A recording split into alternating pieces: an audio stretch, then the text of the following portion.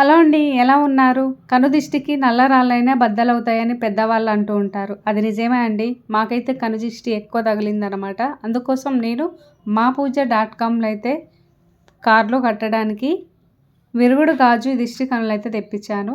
అలాగే ఒక key chain అనమాట. దీనివల్ల మనకి ఎలాంటి కనుదిష్టి అనేది తగలకుండా ఉంటుంది.